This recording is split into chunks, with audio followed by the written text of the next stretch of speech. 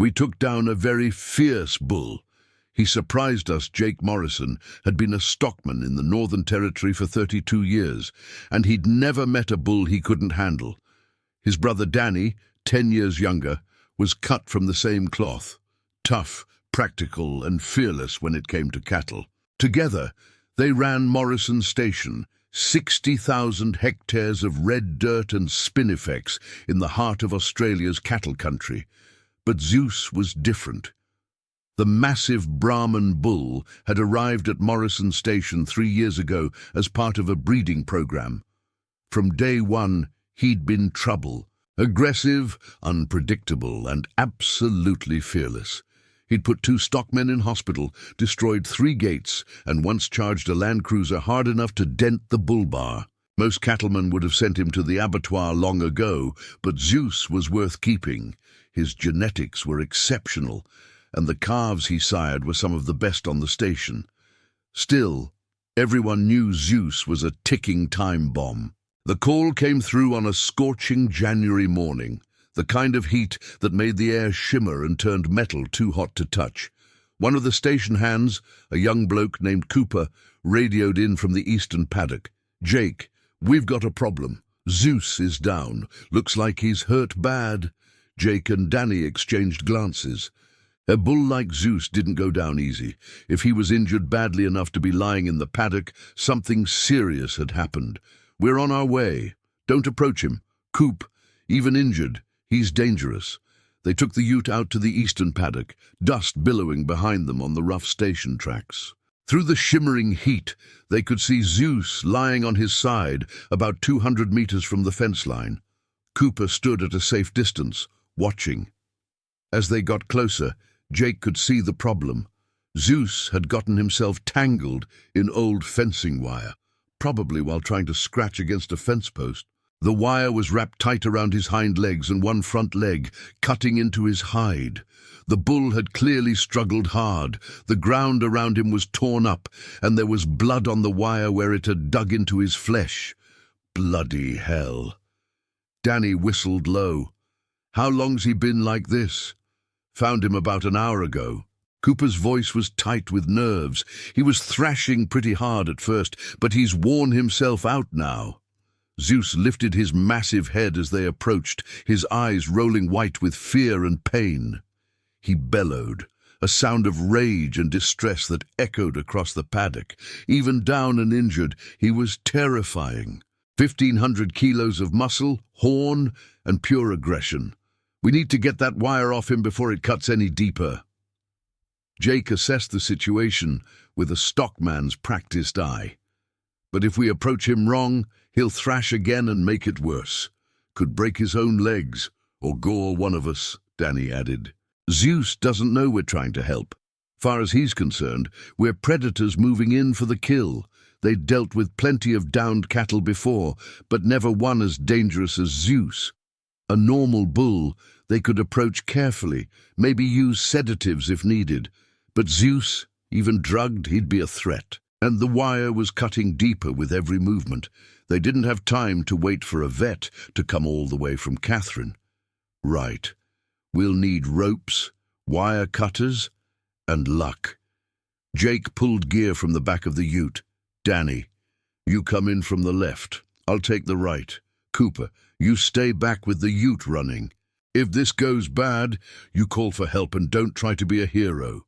They approached Zeus like they were approaching a loaded rifle. Slow, careful, every movement deliberate. The bull watched them, his breathing labored, steam rising from his nostrils in the heat. He bellowed again, a warning that needed no translation. "Come closer and die."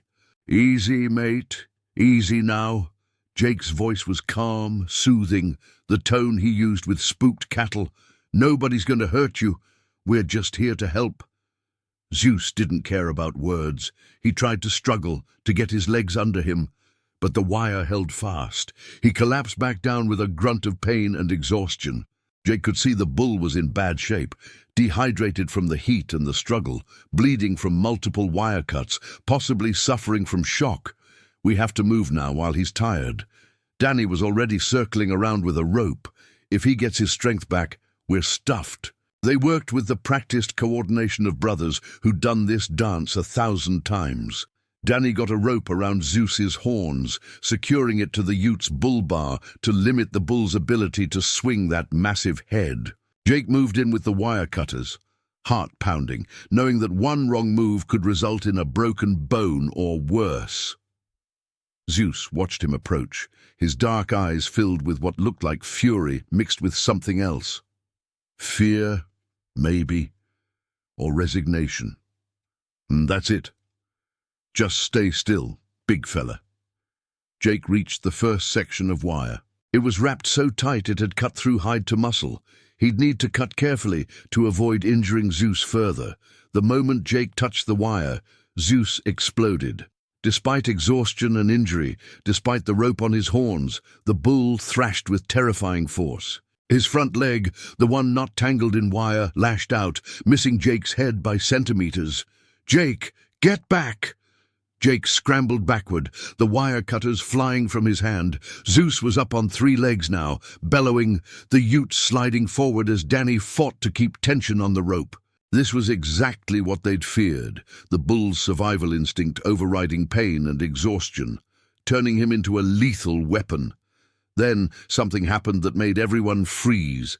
From behind the fence line, maybe 50 meters away, came a sound. A dog barking. Not the aggressive bark of a dog attacking, but something else. Something urgent and concerned. Zeus stopped thrashing, actually stopped mid-bellow and turned his head toward the sound. Jake slowly got to his feet, eyes fixed on Zeus. The bull was still, his head turned toward the sound, his ears forward. The dog barked again, and Zeus made a sound Jake had never heard from him before, a low, rumbling call that was almost gentle. What the hell? Danny's voice was barely a whisper. A dog appeared at the fence line. Small, maybe 15 kilos, brown and white with the look of a Kelpie cross. She was barking at Zeus, but not aggressively. It was the urgent, worried bark of a dog trying to communicate something important. Zeus called back to her, that same soft rumble. Then, incredibly, the aggressive bull who terrorized Morrison Station for 3 years lay his head down on the dirt and stopped fighting. "Jake, are you seeing this?" "Yeah, and I don't bloody believe it." Jake moved forward slowly, watching Zeus carefully. The bull's eyes tracked him, but there was no aggression now, no threat. It was as if the dog's presence had flipped a switch, turning off Zeus's fight response.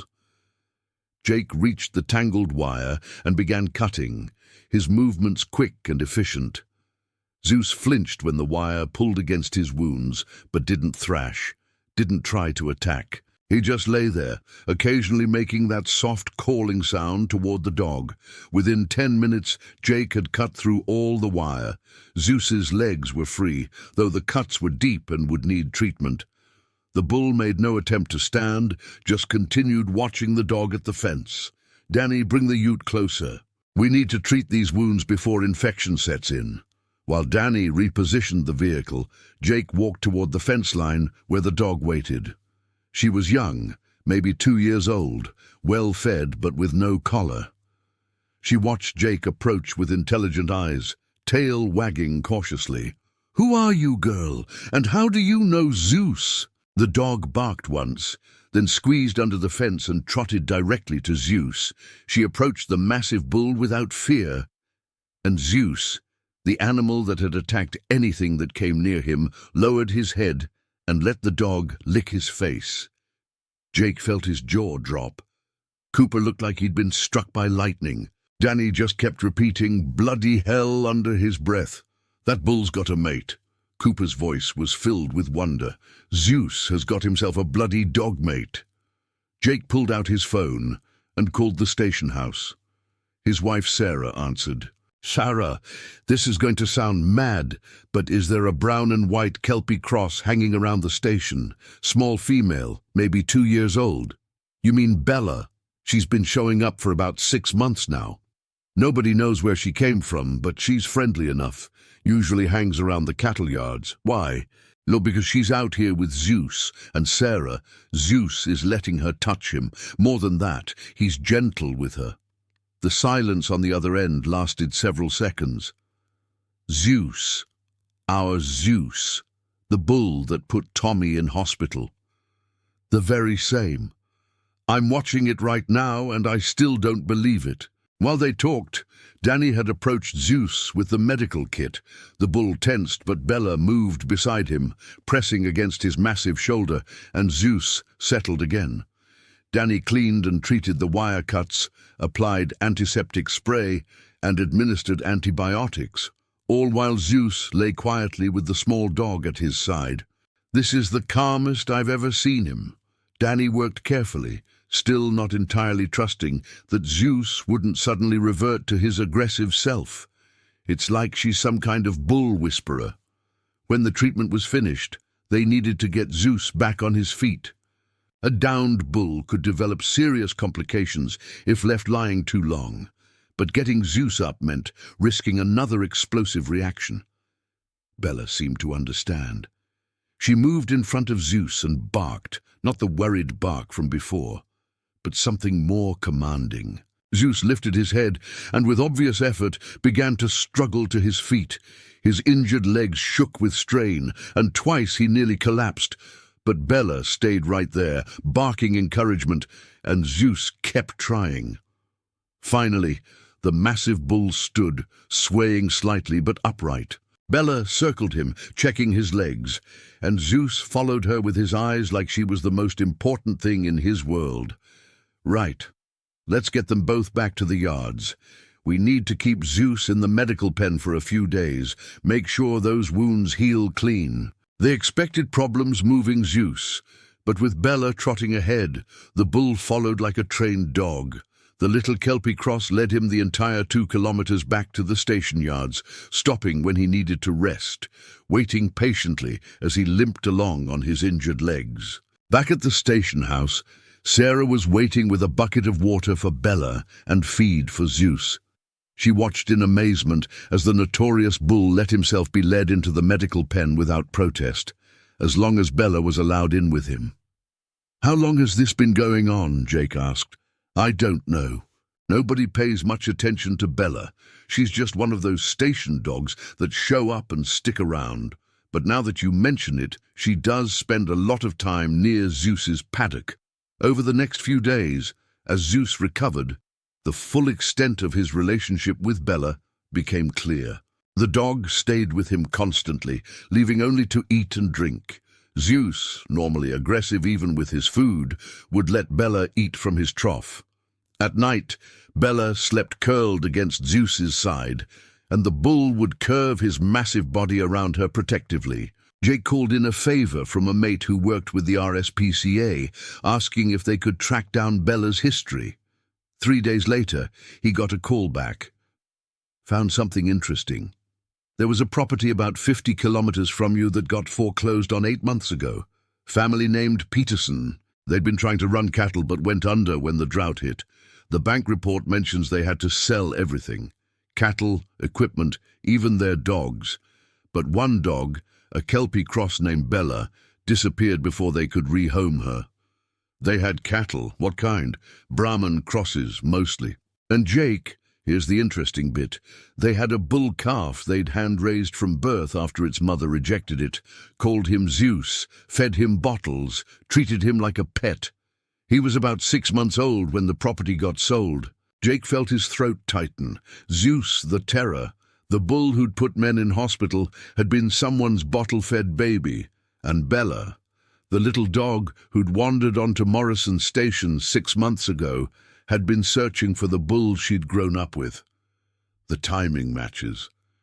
Sarah was reading through the information. The Peterson property was liquidated 9 months ago. Zeus came to us 3 years ago. Would have been about 6 months old then. Bella showed up here 6 months ago. She's been looking for him all this time. 50 kilometers. Danny shook his head. That little dog traveled 50 k's trying to find him. Jake walked out to the medical pen where Zeus and Bella were resting together. The bull's wounds were healing well, but it was the psychological transformation that amazed everyone. With Bella present, Zeus was calm, almost gentle. He'd let Jake check his wounds without protest, let Danny clean out his water trough, even allowed Cooper, who Zeus had previously chased, to approach the fence. But if anyone tried to separate them, Zeus's aggression returned instantly, and Bella refused to leave his side. She'd found what she'd been searching for, and she wasn't letting go. Jake contacted David Peterson, the former owner, who was now working on a cattle station in Queensland, trying to rebuild his life after losing everything. Zeus. God, I wondered what happened to him. David's voice was thick with emotion. We hand-raised him from a day old. His mother rejected him, and we didn't have a foster cow available, so my wife bottle-fed him every 4 hours. Bella was just a pup then, maybe 3 months old. They grew up together, slept together, played together. When the bank foreclosed, we had to sell everything so fast. Zeus went in a cattle truck, and we couldn't find Bella. She'd run off. We hoped someone would find her, give her a home. She found her home. She found Zeus. How's he doing? Is he... I heard he'd become aggressive. That's not who he was with us. Jake thought about how to answer that. He's been difficult, really difficult. Put a couple of blokes in a hospital. But David, I think I understand now. Zeus wasn't aggressive because he was mean.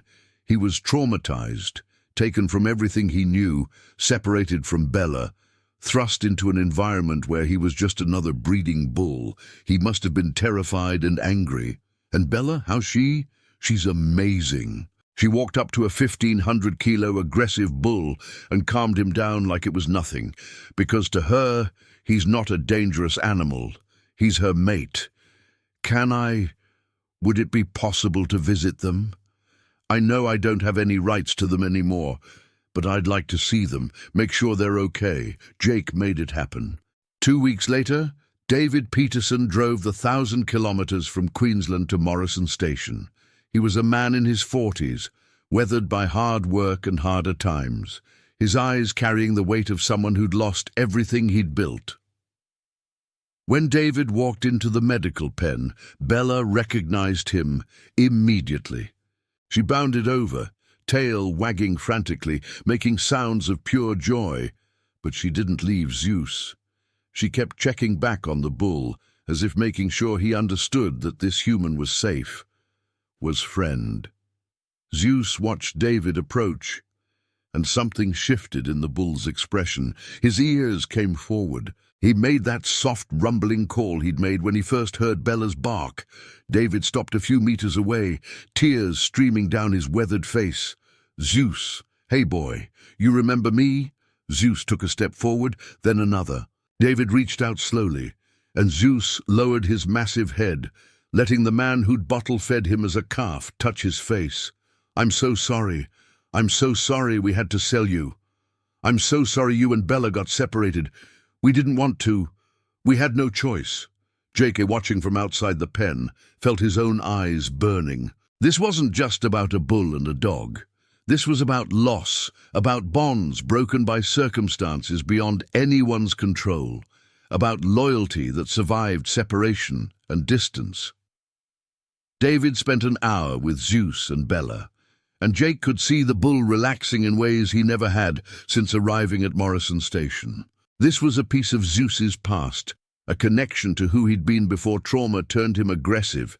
When David finally had to leave, Jake walked him back to his vehicle. What's going to happen to them? David asked. Zeus is a breeding bull, valuable, and Bella, she's just a dog. They won't let them stay together, will they? Jake had been thinking about exactly that question. Station policy was clear, working animals stayed, pets were discouraged, and certainly no one kept a dog in a bull's pen. But Jake had also been running Morrison Station for 15 years, and he knew that sometimes policy needed to bend for reality. They're staying together. Zeus is too valuable to lose, and he's only manageable with Bella around, so Bella stays. They're a package deal. Thank you. Thank you for understanding. After David left, Jake called a station meeting. He needed everyone to understand the new arrangement, because it was going to change how they worked with Zeus. Right, listen up. Zeus isn't just a difficult bull. He's a traumatized animal who lost everything familiar when he was young. Bella isn't just a stray dog. She's Zeus's family, and she's the only thing keeping him stable. From now on, Bella goes wherever Zeus goes. Paddock moves, feeding times, everything. Anyone who has a problem with that can take it up with me. Nobody had a problem with it. The station hands had seen the transformation. Zeus with Bella was a different animal. Still powerful, still demanding respect, but no longer the unpredictable danger he'd been.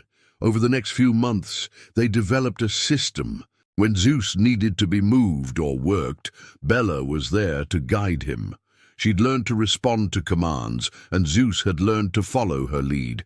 It was like having a tiny, furry translator between human and bull. The other cattle on the station seemed to understand the dynamic too.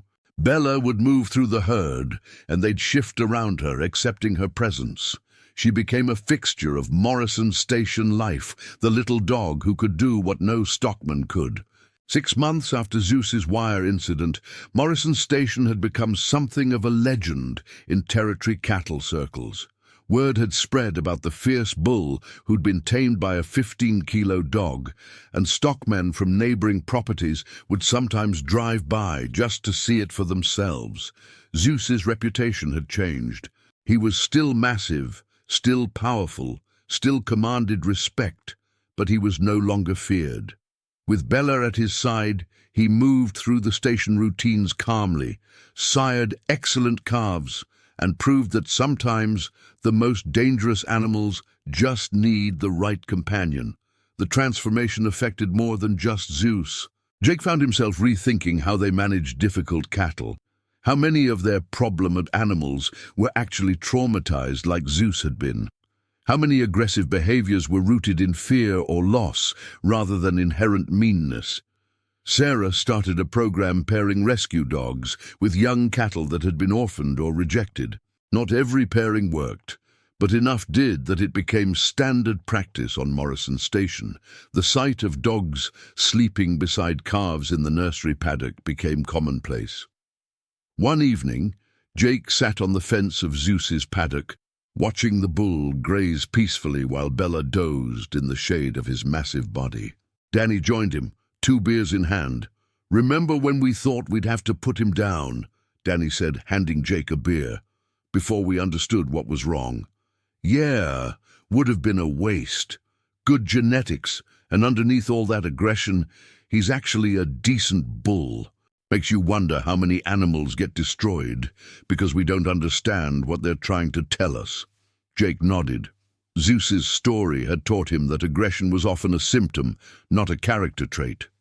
The bull hadn't been evil or defective. He'd been grieving, traumatized, separated from the only creature who made him feel safe. A young stockman named Riley, who'd only started at Morrison Station 3 months ago, approached them. "Boss, I've been thinking about getting Zeus moved to the breeding paddock tomorrow. Should I coordinate with Bella?"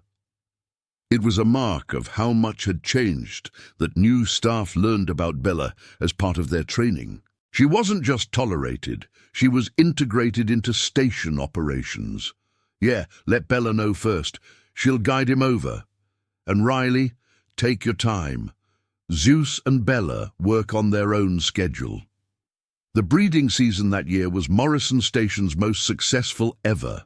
Zeus's calves were exceptional, and his calm demeanor with Bella present meant he was easier to manage during the intensive breeding program.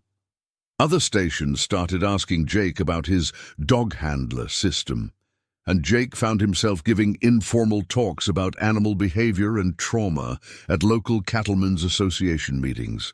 David Peterson visited twice more that year. Each time, Jake watched Zeus respond to his former owner with that same gentle recognition. David had lost his property, but seeing Zeus thriving, seeing Bella happy, seemed to heal something in him. "You gave them back to each other," David told Jake during his last visit. When everything fell apart, when I lost everything, I thought I'd failed Zeus and Bella, but they found each other anyway, and you let them stay together. That's worth more than you know. They earned it." Jake watched Bella herding Zeus toward the water trough with the confidence of a creature twice her size. That little dog walked 50 kilometers to find her mate. Zeus fought off 3 years of trauma to trust again. They did the work. We just stopped getting in their way. 2 years after the wire incident, a documentary crew from the ABC came to film a story about innovative cattle management in the territory. They spent 3 days at Morrison Station, fascinated by Zeus and Bella's relationship. The footage they captured showed Zeus following Bella through gates, standing patiently while she checked his hooves for stones, resting his massive head on her back while she slept. It showed Bella directing him with barks and body language, Zeus responding with the attentiveness of a well-trained dog rather than a 1,500-kilo bull. But what captured viewers most was a moment the crew filmed by accident. Bella had a minor injury, nothing serious, a cut paw from rough ground. The station vet wrapped it, and Bella was limping slightly. Zeus noticed immediately. The bull, who'd been grazing, walked over to Bella and lay down beside her. He didn't eat, didn't drink, just stayed there, his body curved protectively around her small form until the vet confirmed she was okay. Then, and only then, did Zeus return to his routine. The documentary aired nationally, titled The Bull and the Dog, an outback love story. It sparked conversations about animal intelligence, emotional capacity, and the bonds that transcend species. Universities contacted Jake about studying Zeus and Bella. Animal behaviorists wanted to document their interactions. Jake declined most requests. Zeus and Bella weren't research subjects. They were part of Morrison Station's family, and their privacy deserved respect. But he did agree to one interview, for a program about animal rescue and rehabilitation. The interviewer asked the question everyone wanted answered. "What surprised you most about Zeus?" Jake thought carefully before responding. Everyone saw him as this fierce, dangerous bull. And yeah, he was aggressive. He hurt people. But that wasn't who he really was. Zeus was a traumatized kid who'd lost his family and didn't know how to cope. The surprise wasn't that he was violent. The surprise was that underneath all that rage and fear, he was still capable of love, still capable of recognizing Bella after 3 years, still capable of being gentle when it mattered. The interviewer asked about the title, "Why Taking Down Zeus?" when they'd actually saved him. Taking down doesn't always mean killing. Sometimes it means bringing something down to earth, back to who they really are beneath the survival behaviors. "We took down Zeus's walls." Bella did, really. She reminded him that he didn't have to be fierce all the time, that he could trust, could be vulnerable, could go back to being the calf who'd been bottle-fed and loved. 3 years after finding Zeus tangled in wire, Jake stood in the same eastern paddock, watching Zeus and Bella. The bull was older now, moving a bit slower, but still magnificent. Bella had grey around her muzzle, her pace not quite as energetic. They'd grown old together, these two unlikely companions, and they'd changed Morrison Station in ways Jake was still discovering. The place was gentler now, more attuned to the emotional lives of their animals. Staff talked about doing a Bella, taking time to understand difficult animals rather than writing them off. Cooper, the young hand who'd first found Zeus injured, had become Morrison's head stockman. He'd developed a philosophy he called listening to the animal's story. Every difficult cow, every aggressive bull, they all had stories, trauma, loss, fear. Understanding the story was the first step to helping them heal. Sarah came out to the paddock, slipping her arm through Jake's. "You going to tell him?" "Tell who what?" "Tell Zeus he's retiring, moving to the home paddock where he can take it easy." Jake smiled. Zeus had earned retirement. He'd given Morrison Station years of excellent calves and taught them invaluable lessons about animal behavior. It was time for him to rest. Bella, too. They've both earned a peaceful ending. That evening, Jake opened the gate between the breeding paddock and the home paddock, the piece of land closest to the station house, where retired animals lived out their days in comfort. Bella trotted through immediately, and Zeus followed without hesitation, trusting that wherever Bella led, he'd be safe. Jake watched them settle into their new space, Zeus immediately finding a good spot to graze, while Bella marked out her territory. They'd spent 3 years apart, traumatized and lost. They'd spent 4 years together, healing each other. Now they'd have however many years remained, living peacefully on land that had learned to see them not as problem animals, but as teachers. The fierce bull who'd surprised everyone turned out to be the gentlest soul, once he found his way home. And the little dog who'd never stopped searching proved that love and loyalty could cross any distance, overcome any obstacle, bridge any divide.